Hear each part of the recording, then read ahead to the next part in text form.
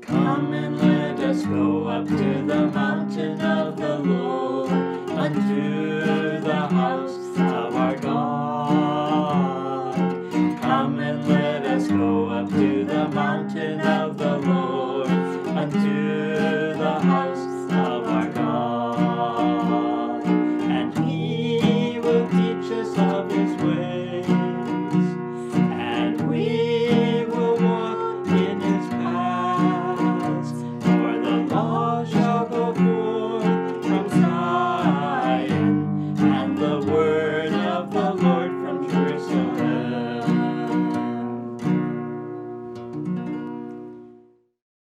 Greetings in Jesus' name. Salam sejahtera bagi kita semua di dalam nama Tuhan Yesus Kristus. It is a privilege to study the Word of God together. Merupakan suatu keistimewaan kalau kita boleh belajar firman Tuhan bersama. We have been looking at the book of Romans and chapter 12, Kita sementara mempelajari kitab Roma di pasal yang ke-12. and today we will be studying verses 6 through 21.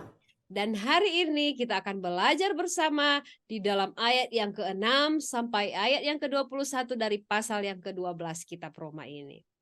We read in verses 4 and 5, we read about the body of Christ having many members. Kalau kita lihat di ayat yang ke-sebelumnya, ayat yang 4 dan ke-5, di situ berbicara tentang tubuh Kristus yang memiliki banyak anggota. If you have accepted Jesus Christ as your personal Lord and Savior, you are then a member of this great global body of Christ. Saudaraku, jika engkau sudah menerima Tuhan Yesus sebagai juru selamat pribadimu, maka engkau sudah masuk di dalam tubuh Kristus yang bersifat global ini. And the Apostle Paul explains it like this. Dan Rasul Paulus menjelaskan hal ini seperti berikut. That each one of us are part of this great body. Bahwa masing-masing kita adalah anggota dari tubuh yang luar biasa ini.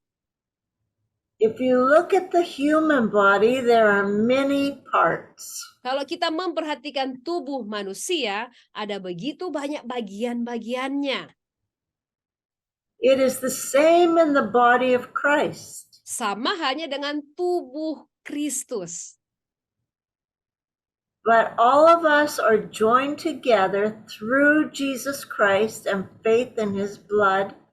Tetapi sesungguhnya semua kita sebagai tubuh Kristus disatukan oleh iman dan darah Yesus. So it is Him that joins us together and makes us one. Jadi Kristuslah yang mempersatukan kita sehingga kita menjadi satu tubuh Kristus. And just like in the human body, there are many parts in the body of Christ, we have the same. Sama seperti tubuh manusia yang punya banyak bagian-bagian, saudaraku, demikian juga dengan tubuh Kristus, sama punya banyak bagian-bagian. So the question today is, what is your part? Pertanyaannya hari ini, saudaraku, apa yang menjadi bagianmu? Who are you in this great body of Christ? Siapakah Anda di dalam tubuh Kristus yang luar biasa ini? Are you a toe? Apakah Anda itu berfungsi sebagai ibu jari Or are you a finger? atau jari jemari? We know that each part is important to the function of the body. Karena kita tahu bersama setiap bagian-bagian punya fungsi dan berfungsi di dalam tubuh itu sendiri. If there is one part missing, the body cannot function. Jika ada satu bagian yang hilang, tubuh tidak bisa berfungsi dengan baik. That's right. So we're going to look at this thought. Jadi mari kita bersama-sama mempelajari pemikiran ini, saudara. Starting Let's read verse 6. Mari kita baca di ayat yang ke-6 ya, di pasal yang ke-12 kitab Roma. Demikianlah kita mempunyai karunia yang berlain-lainan menurut kasih karunia yang dianugerahkan kepada kita.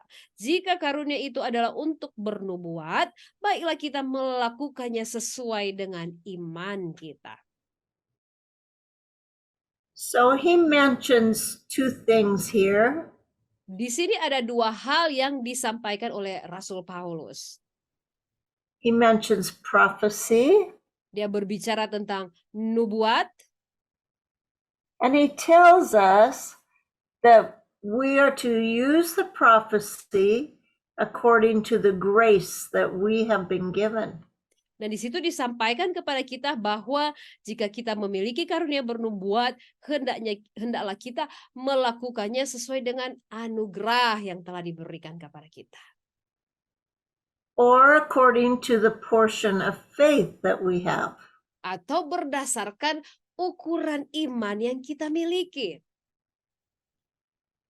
And we are instructed in other letters that we are to desire to prophesy. And so I encourage you to desire and then prophesy. Saudara, bahkan di bagian Alkitab di dalam surat Rasul yang lain di situ juga dikatakan, dan hendaklah kamu punya kerinduan untuk bisa bernubuat ya. Jadi milikilah keinginan saudara untuk bisa melakukan bernubuat. And so you can search that out in the scripture. Saudara bisa mencari ya bagian firman Tuhan ini di Alkitab. Paul tells us to use what we have. Rasul Paulus menyampaikan kepada kita untuk mempergunakan apa yang kita miliki, saudara.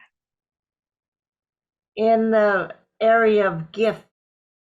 Terutama dalam hal karunia. Okay, let us read verse 7. Kita baca di ayat yang ke-7, pasal 12, kitab Roma.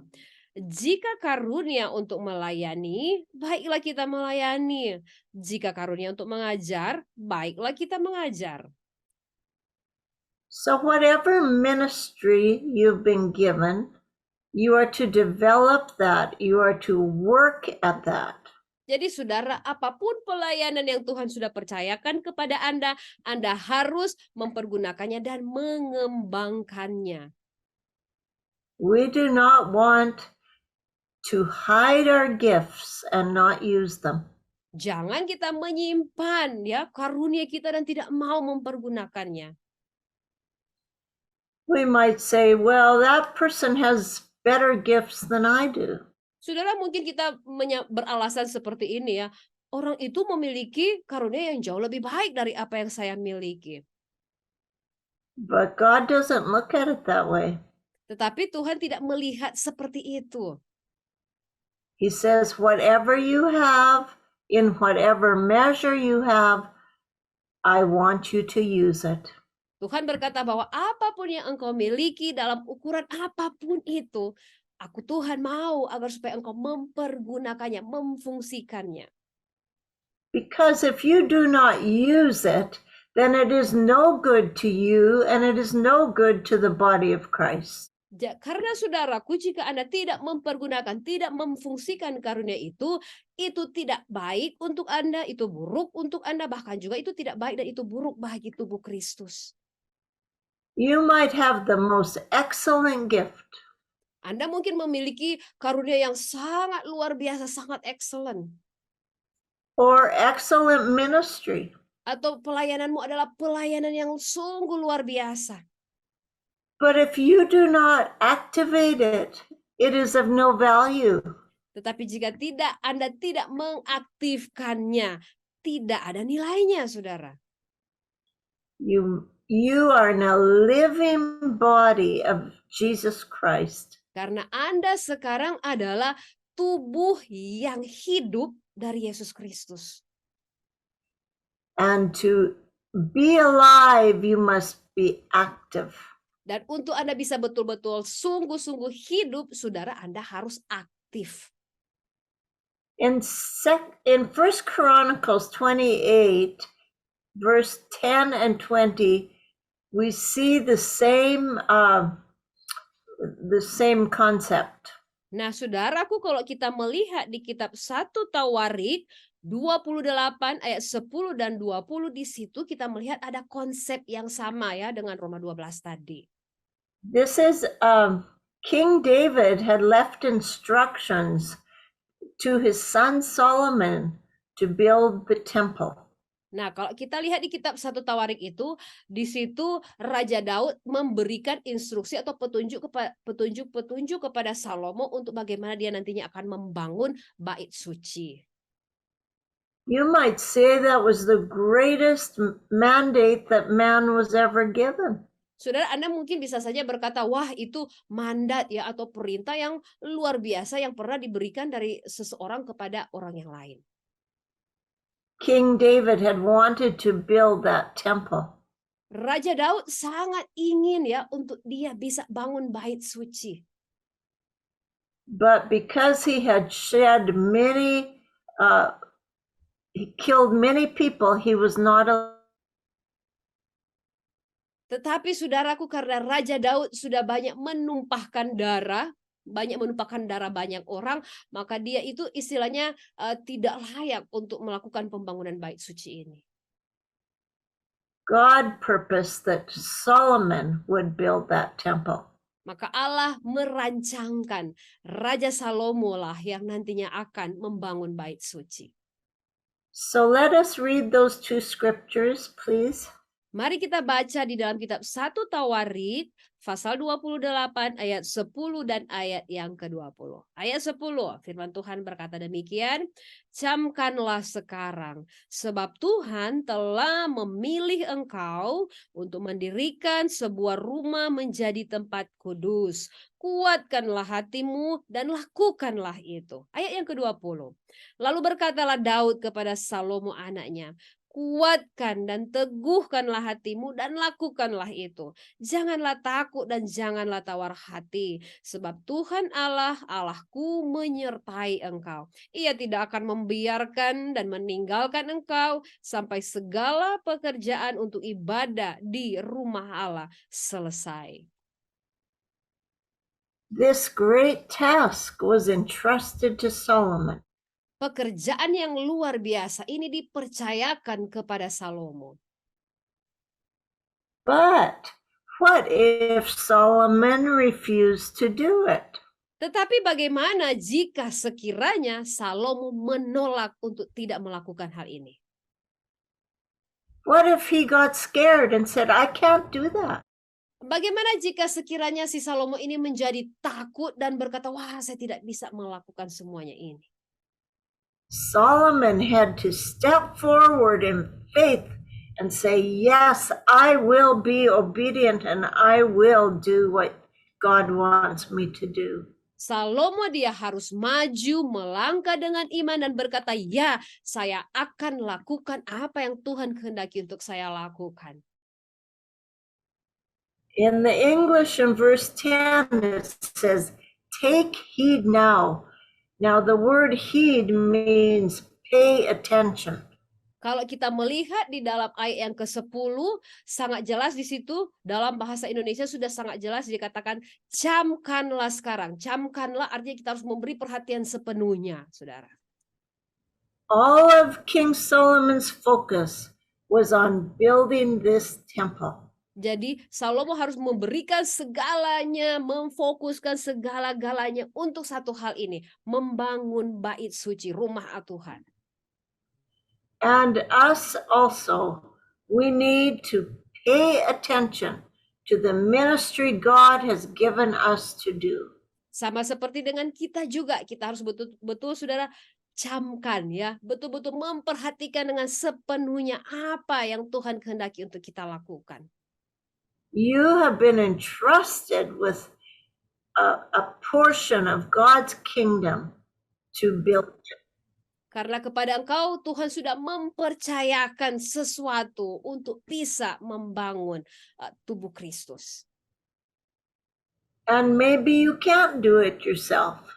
Dan mungkin saudara Anda berpikir Anda tidak sanggup melakukan seorang diri. But it's like David said to his son, be strong and do it. Tetapi sama seperti apa yang dikatakan ya oleh Daud kepada anaknya Salomo, kuatkanlah dan teguhkanlah hatimu. It takes courage. Dibutuhkan kekuatan hati ya untuk kita melakukan semuanya ini. And it takes strength. Dibutuhkan juga keteguhan hati.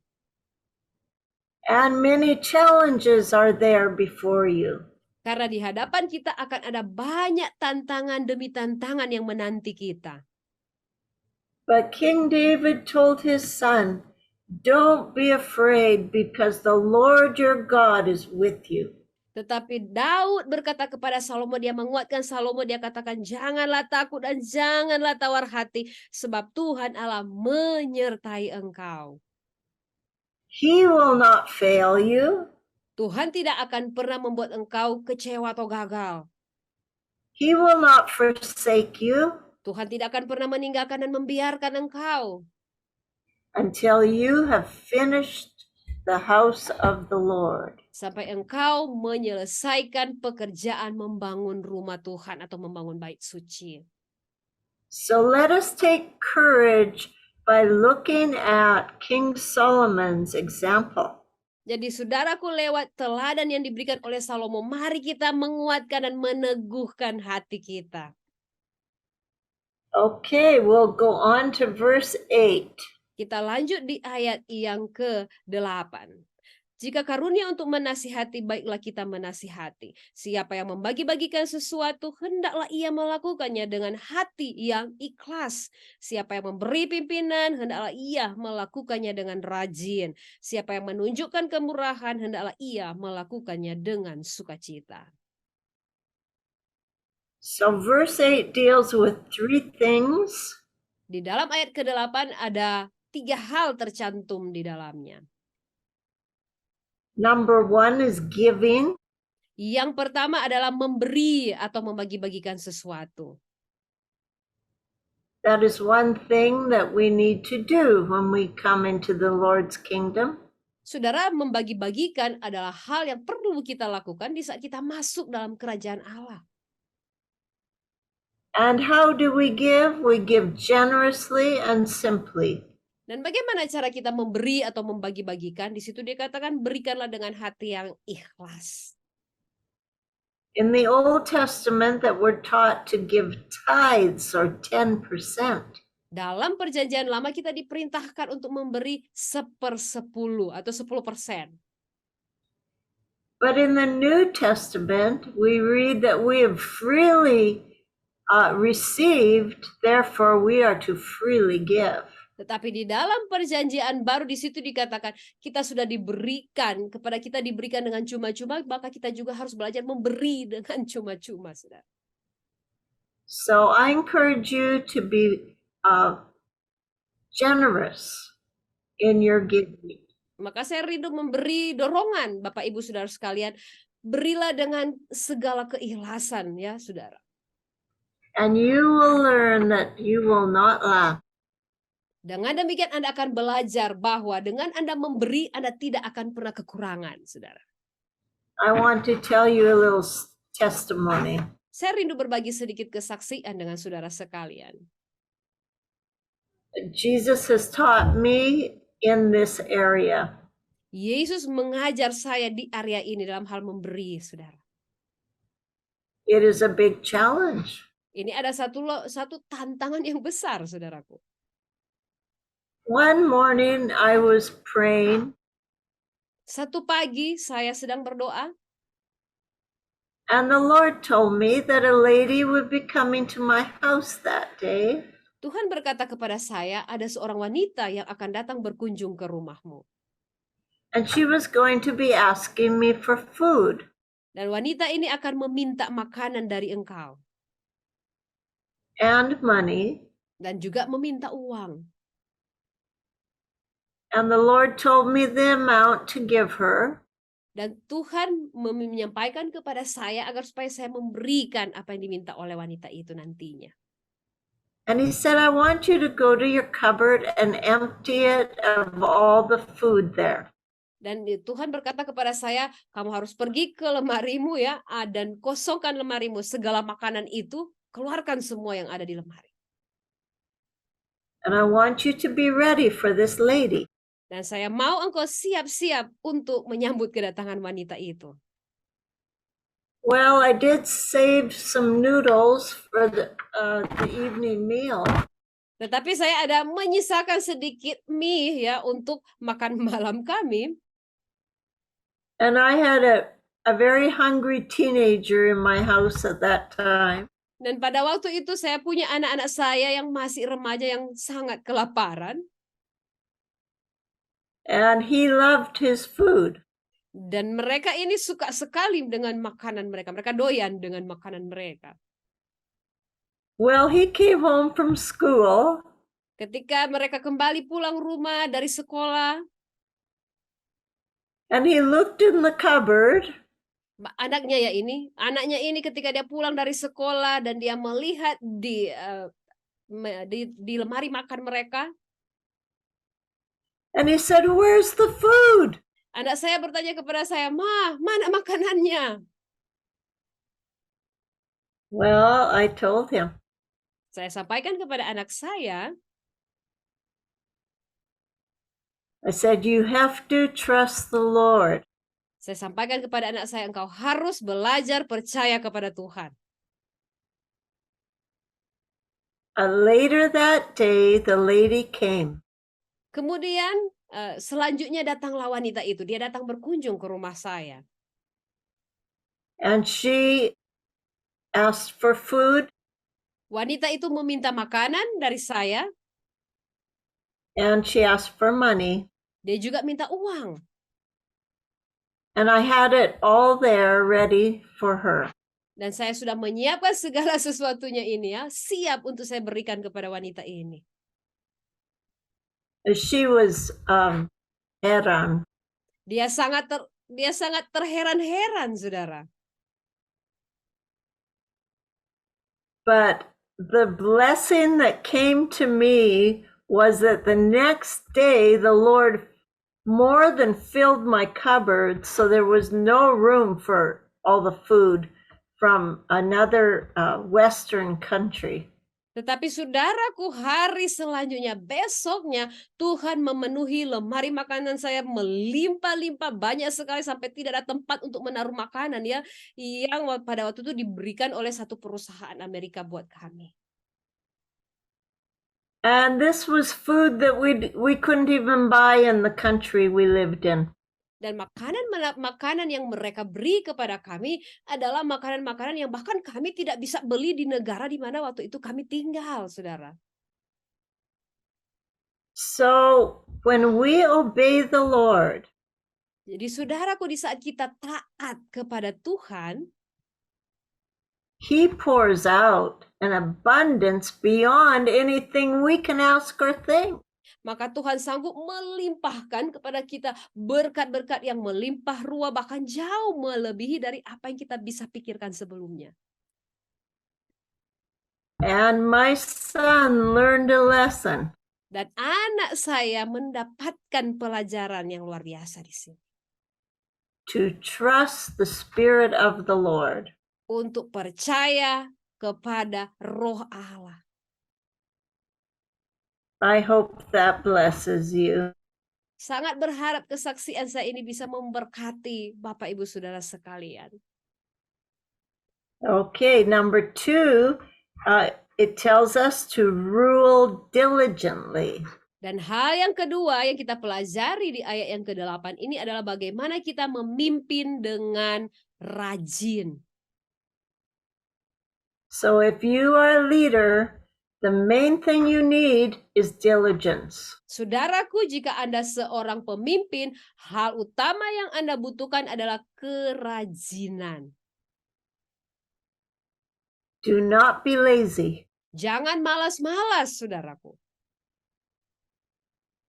And the third thing is showing mercy. Dan hal yang ketiga di ayat yang ke-8 adalah menunjukkan kemurahan, belas kasihan. And you do that cheerfully. Dan kita harus melakukannya dengan sukacita, saudaraku.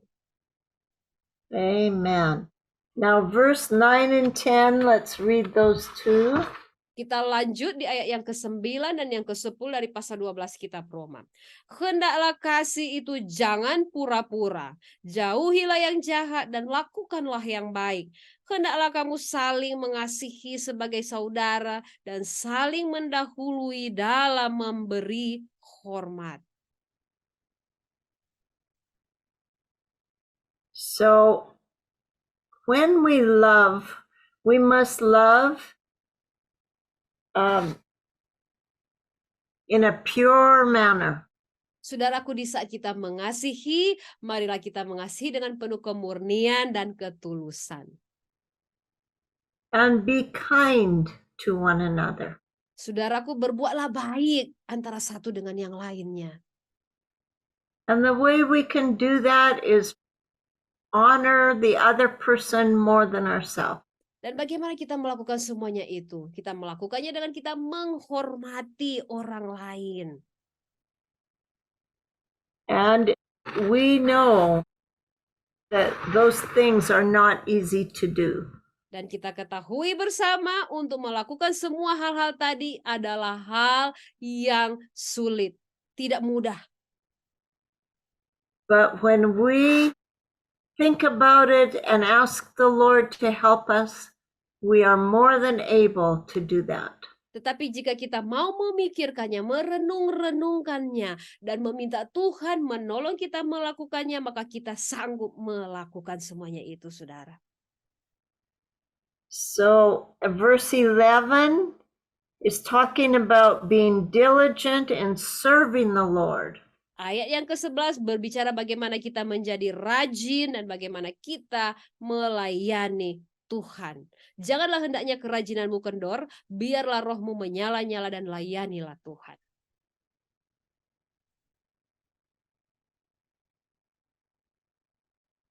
And verse 12, we rejoice in hope.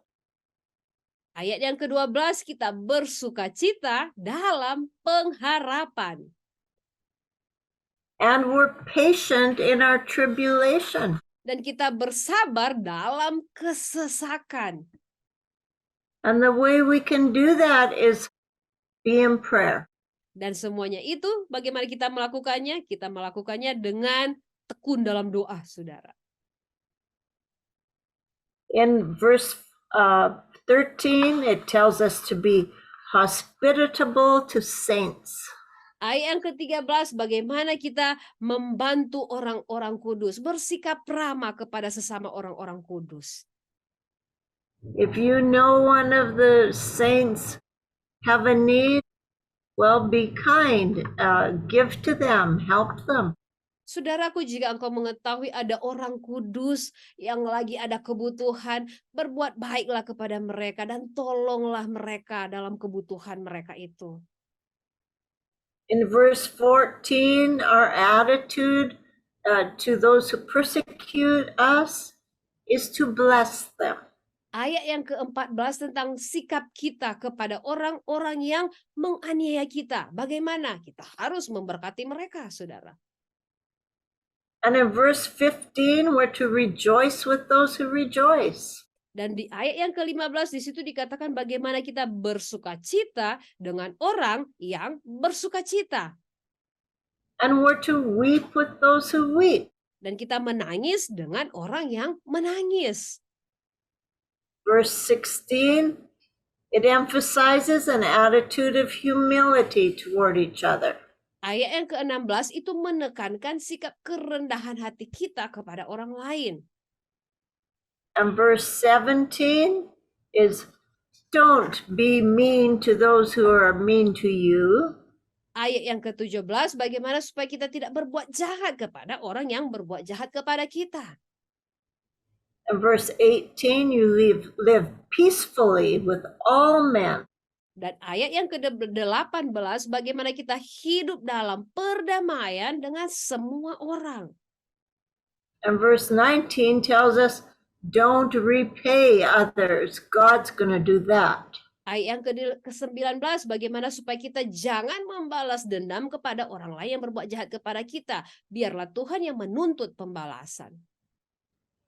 If you have an enemy, it says feed the enemy and give him water. Di situ dikatakan ayat selanjutnya 20, jika kita memiliki musuh atau seteru dan musuh atau seteru kita itu lapar, berilah dia makan.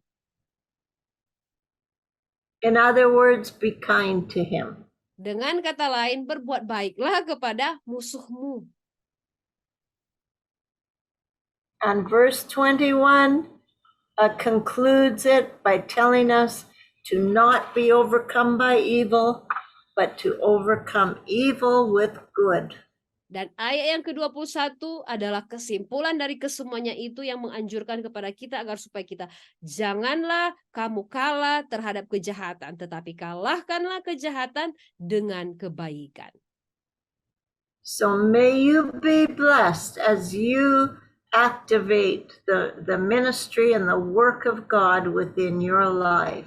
Dan kiranya Bapak Ibu diberkati di saat Bapak Ibu mulai memfungsikan segala karunia yang Tuhan berikan di dalam hidupmu. And may the Lord cause his blessing to shine upon you. Dan kiranya Tuhan mencurahkan berkat-Nya dan menyinari engkau. God bless you. Tuhan Yesus memberkati Bapak Ibu Saudara sekalian. Come and let us go up to the mountain of the Lord, unto the house of our God. Come and let us go up to the mountain of the Lord, unto the house of our God. And he will teach us of his ways, and we will walk in his paths. For the law shall go forth from Zion, and the word of the Lord